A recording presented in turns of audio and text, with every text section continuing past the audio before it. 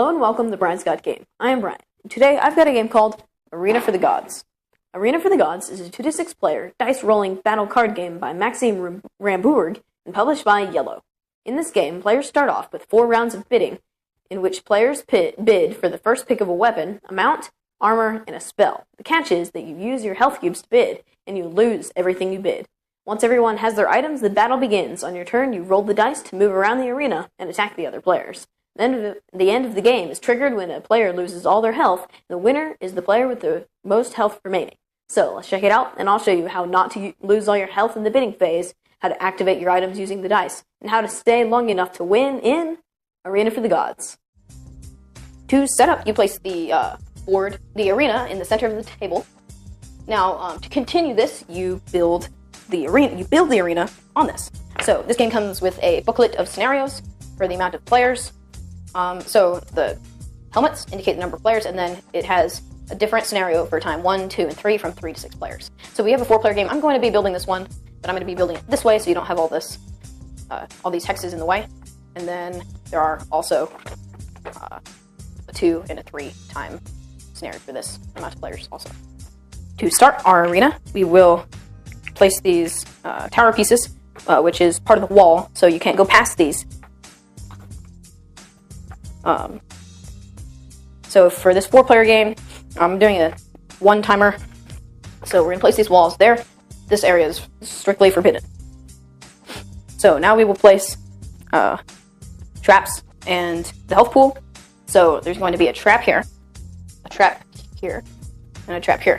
Now, something about these is that one side's trap, the other side is health pool. So, and then a health pool there. So the game says for a health pool, you put 5 health in it, so players can get this. They move in, and then if they want to get another one, they move out and move back in. So to make it a longer or shorter game, you could put more or less health into the health pool as needed.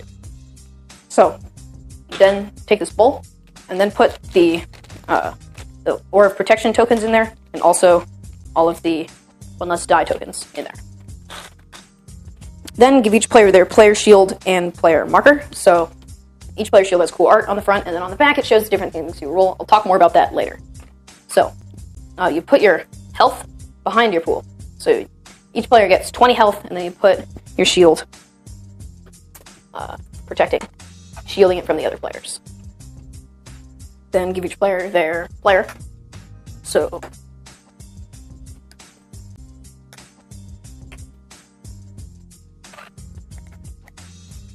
then we're going to place our bidding cards up here. Now, I'm going to leave a little space to lay out the 4 cards. So we're going to do 1,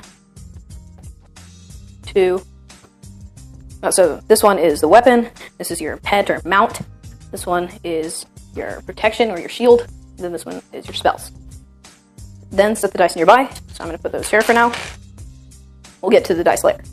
You are now ready to begin. So this game is played in 2 phases. First phase is the equipment phase. So we are bidding on these equipment with our health. So if you bid more, you'll get better items. You get first pick, but you'll lose health, and then you'll start with less health than the other players.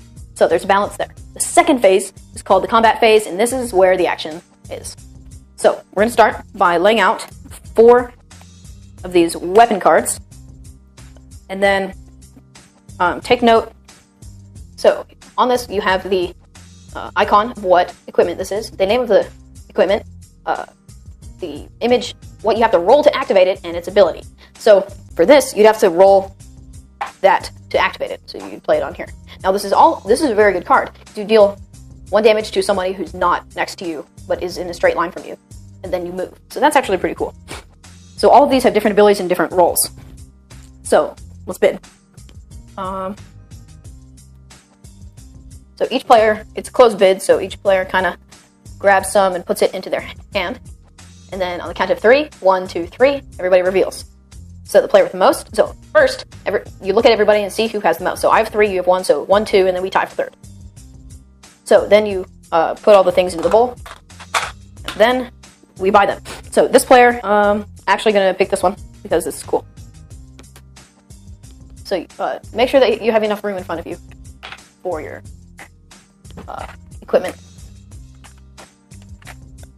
So now this player picks one, so he's going to pick this one. Now, these 2 players since they tied, each player points to the one they want. You can count down if you want. So 3, 2, 1, point, and then they point to which one they want. If they point to different ones, they get the card that they pointed to. Now, if they point to the same one, you take both cards, put it upside down, and in case of three-way tie, this would also work. They all point to the same one. If three-way tie, one person points to something else, they get that card, the other two are shuffled. So shuffle these, and then randomly hand them out. So there we go. Then we do the same for the second one. So we've got, this one's actually really cool. Now, some of these characters are actually really cool because they let you have extra rerolls. So in the game, you get 2 rolls. So you roll, activate what you can, and then those are set aside, and then you have the option of rolling again. So on these, same rolling. Now, these ones are cool because you can always roll 2 attacks and attack someone next to you. You can always do 2 pets, I don't know what to call it, the pause, and then move 1 space. You can do 2 shields, and then push an adjacent hero, and then 2 stars will let you deal 1 damage to anybody. So you can always do that. Now this one, you can roll 1 of these, and then move a space, and then re-roll it 1 time. So that is actually a really good card. This one is really cool, because you can move for only 1 instead of rolling 2. And you get to give a no-die token to a player that's adjacent to you, and then move away. So, we're going to vote again. 3, 2, 1, go. Player bidded 4. So we put these away. So you get first pick. So what's the turtle? Because this one is really cool. Yeah. Now, these players tied. So they both picked 1, and then 3, 2, 1, pick. So this player gets that one, this player gets this one, and then you get last pick, you get that one. So put these away. It's the same for the armor and spells. I'm just going to hand them out to make this quicker. So the player who won the last bid gets to put their character on first. So you put this character here. Now you go clockwise order and put all of the different players on. Now when you put it on, it has to be on the edge, excluding over here. You can't go over here. This player is going to go there. And this player is going to go here. You are now ready to begin the next phase, combat phase. So the player who won the last bid gets to roll first, so they roll. So we got this. So we're going to start by activating this one. So deal 1 damage to a faraway hero, push them. So a faraway hero is a hero that is not adjacent to you and is in a straight line. This is not a straight line, even though along the hexes. So this would be a straight line, that would be a straight line. He's next to me, so he's not. So I'm going to hit this guy. And so first we deal a damage, and then we push. So deal another damage, because shove me into the wall. So we're going to do this, and push this hero. So he loses a health, and then move. And then we're going to do this and move, so we get a health. And then I get to re-roll. I'm going to re-roll both of these. Actually, no, I'm going to keep this one. No, I'm going to re-roll both. Alright, 2 attacks, so now I can deal 1 damage to a faraway hero and push them. I'm going to do it to this player. So, deal a damage, and then push. So that is actually a really good turn. So now all these dice are taken and given to the next player, and then they roll.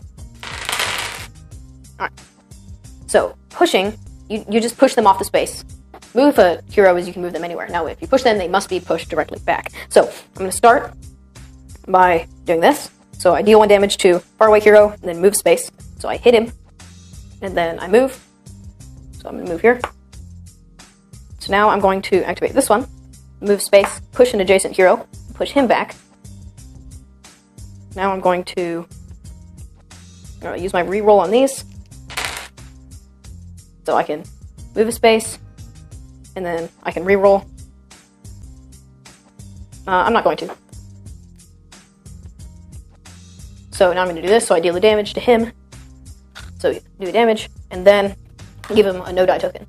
So this no-die token is just a die with an X on it. You put it onto here, and then next time he gets to roll with 1 less die. Now he does have this card that lets him re-roll a die that was canceled by this, and then he moved. So there's that. Now I got to re-roll because of this. So hope for something good. Can't use this. All right, my turn is over. So play continues, whacking each other and dealing damage, moving around, and getting life. Now, let's talk about this card. So when you roll 2 of these shields, you get to gain an aura. So when you gain an aura, you put it onto your character, and what it does is whenever you're hit, you gain a life. Now this only counts for the first one. So let's say this player's here. So I hit this person for 1, so they lose a life. Now they get it back because of that. Now if I hit them again on the same turn, then they just lose the life. Now, if I hit the person and then I move away, and then this person comes in, hit, the aura lasts again. Now, the aura only lasts for 1 whole turn around the table. So when it's this person's turn again, this is gone. So play continues, hitting each other, dealing damage, getting health back, pushing people into the wall and into the traps. So I'm gonna push this guy into the trap. Goes in there, he deals an extra damage, and then he's in there. So now he has to move out. So you keep playing until 1 player dies. So when a player dies and all their health is gone, so I'm dead, somebody hit me. So now everybody counts up their health, and the player with the most health wins. That's how to play Arena for the Gods. Okay, my dad here for parents' opinions. So Dad, what do you think of Arena for the Gods? Arena for the Gods is so fun. I like dice checking. There's a fair amount of that. And it's got phenomenal artwork. Mm-hmm. So, components. I'm going to skip the 2 awesomest components for now. Well, the 1 awesomest component. You got the cardboard, all the cardboard bits. So you have the tower, the walls. The barricade. The barricade walls. Then you have the stands for the players. And then you have the hexagon pieces for the traps and the life pools. And then the player those are all thick cardboard. Yes, very thick cardboard. And very solid. And then the player shields, the vacuum made plastic bowl, and then the life. Oh, that's your favorite part? Lights. The life cubes? Yeah. It's like green or red energy? Yeah, red energy from this game. King Tokyo. I like that they added a bowl. Like the bowl the bowl comes with cool. the game. Yeah. So that's super cool. Yeah. Alright, so artwork. Like you said, phenomenal artwork. So each and every god, I guess, has its own style of artwork depicting its mythology or belief. So, like, the Aztec god is, like, sun-related, and then the Norse ones are kind of ocean, sky, and snow. So, they're all different. Yeah, and all the items, too. The items are all different, and I looked up most of them, and they all are from their own. I didn't look up the ones I already knew, but, yeah. So they did the research. Yeah, they did the research. It's historically accurate. Good job, Yellow. Yes. Good job, Yellow. You forgot about the dice. Oh, yeah, the dice. That's the other coolest part that I was thinking of originally. Engraved dice. Yeah, they engraved dice, and each icon is colored. That was the other awesome component I was thinking of. I forgot. I got distracted by the red. So, strategy. This game is kind of strategic. How much, the bidding phase has its own bit of strategy. Bidding, how much life do you bid? Because if you bid like 3 and everybody else bids 1, you wasted at least 1 energy if you wanted first pick. Yeah, that part of the game for me, I think adds the most amount of strategy. I've seen games where people don't bid anything, and so they start with full health, but they might not get the best items. And it really is a hindrance if all of your cards have like the same icon. Then you don't get, chance. Unless you roll it Yahtzee. Well, yeah, but the odds are not in your favor. And unlike Yahtzee, where you get 3 rolls, in this game you only get two rolls. So harder to roll what you want. Yeah. So for that reason alone, it's best to have ranging icons. Yes, a variety of icons for your items. Yes. But yeah, I've also seen people bid way overbid, and then they start the game with 10 health, and everybody else has 20 or 15. So, I mean, that part right there is its own little bit of strategy. Yes. Then you get into the battle part. So, in the battle part, there's a little bit of strategy choosing where you put your player. I mean, it's kind of minimal at the beginning, but it kind of does affect how much damage you take early on. Yeah, well, yeah, your placement. I was just thinking. No, I was just starting from the beginning of the game. Yeah, but after that, they're really, I mean, you're whacking people. Yeah, you just whack each other and shoot each other. There was this really cool ability I had that I kind of, so there's this, I think it's Loki's illusion. So you get to switch yourself with another player. So I had my siblings fight each other, and then I would switch with one of my siblings, whack the other sibling, and then switch back. So there is a little bit of strategy, but I cool. would argue that comes in bidding because you really want that one. Mm-hmm. There's also a flaming sword where you attack somebody for -2, and then people adjacent to them get hit for -2. That sword is pretty awesome. That is pretty awesome. But yeah, other than that, you're rolling your dice, kind of just picking what you want to keep, and then you get to re-roll. Probably the most important cards are the ones that allow you to move, like these are mounts, that allow you to move and then re-roll one time. Those are cool. Because it only uses 1 die, and then you can keep re-rolling, move, use a die, so re-roll. Also, along so in the strategy of picking cards, sometimes you might want to grab cards that only cost 1, but their ability aren't awesome. What it does is it basically lets you attack, and sometimes another thing, for rolling 1, so it's bonus for even rolling less. So that's also a really good card. Yeah. So there's that. Yeah. So easy for kids. I think it's pretty easy. Yeah, I played it with first grader. Yeah. And he got it. He got it. Played well. I played it with him maybe there 2 or 3 is times. In the back there's suggested layouts as far as the items go. So it's supposed to create a balanced character. So you could do that with little ones if you don't want to do the bidding part. And also in the back there are a bunch of scenarios. So if you don't want to do the starting one, so it has ranging characters for how many? Not ranging characters, ranging players. So it's a different one for if you're playing with 2 players, 6 players, and then it also takes into account how long it will take to play. So it is 1 to 6 players and then 1 to 3 timers. Yeah, and it adds more health pools basically. Yes. And you don't have to put 5 cubes in there. They tell you to, but you could also scale the game by limiting how much extra health is in there. And of course, you always have the option of making your own scenarios. Right. I will note that for those people that play 2-player games, this does say that it supports 2 players, but I don't like the 2-player variant. Yeah, play as 2 players. Yeah, you play as 2 characters. You bid from one, and then you bid from the other, and then you bid back from number player 1, and then you bid number 2. So you're using half the health during the bidding phases, and then I don't know. And then you don't fight each other. Yeah, I don't think that's a true 2-player game. But it also takes into account that is the same gameplay as when playing with 4 players for teams. So it is basically the same thing, only 2 less minds playing the game. Right. But if you're one person playing 2 characters, you know. Yes. You know what they have and what they're going to do and their cards. I don't know. There we go. Not my favorite 2-player game. All right. Let's just say that. So overall, it's a really solid, great game. So the components are really great, good artwork, strategy, and it's easy for kids. Arena for the Gods by IELLO. It plays really well with my favorite is with 3-player and 4-player. 5 and 6 it gets a little long. I haven't played 5, but I want to try that. 6-player it's very long because only one person is rolling at a time. So there's a lot of waiting. So this really shines at 3 and 4.